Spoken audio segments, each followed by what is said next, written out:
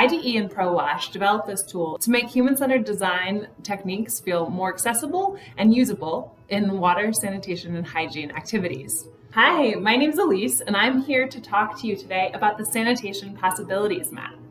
If you're watching this, we believe you are already a designer. You're either involved with project design or implementation in the wash space, and therefore you're making decisions about design all the time. We oftentimes are too fixated on diagnosing problems and forget to pick our heads up and think of the possibilities. We all recognize that the challenges that our stakeholders face are very real. We're focusing on possibilities, not on problems. This tool really gives us the opportunity to use human-centered design along every step of either the sanitation value chain or whatever value chain is necessary in your particular project. The Sanitation Possibilities Map can be used throughout the entire project cycle to brainstorm and plan for possibilities that help balance the need for scale and the need for innovation. This activity is best undertaken with a wide range of stakeholders and staff members. A couple of examples of how you might be using the Sanitation Possibilities Map.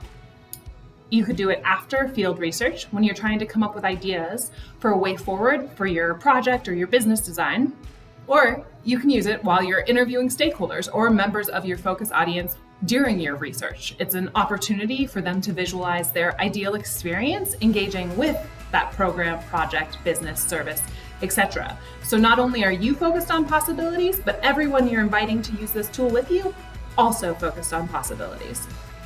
We'll walk you through an example that we used when we had initially designed the tool, but make sure you don't limit your thinking about how you apply this tool to your work. When you want to start using the Sanitation Possibilities Map, you want to identify some personas from your project.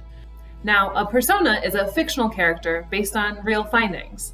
We can use personas as tools to describe typical users of a product or a system in order to understand their needs, behaviors, motivations, and concerns. Personas help us define who our users are and how to develop targeted solutions for them. Let's look at an example. So this is Idris. Now in Idris's case, we wanted to identify the barriers that he was facing as a person, as a business owner, and also the accelerators in terms of circumstances happening in his immediate life and in the larger political, social wave around him.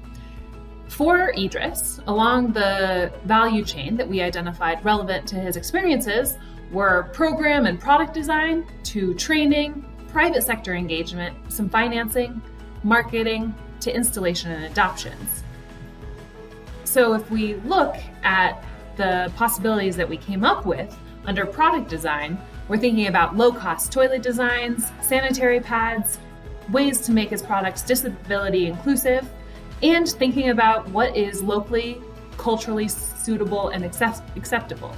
Now, for your personas, you might have different categories that are relevant, and that's the flexibility of this tool, is it's an ideation tool that's here to make sure that you and your team are in the best possible mindset to think of the possibilities relevant to the people and the project, or the business, the service, so forth. So once you've identified as many possibilities at each stage of the value chain as you can for each persona, you can test and validate those ideas in your work. Now, to learn more about that, make sure you download and dig into the steps of the quick guide.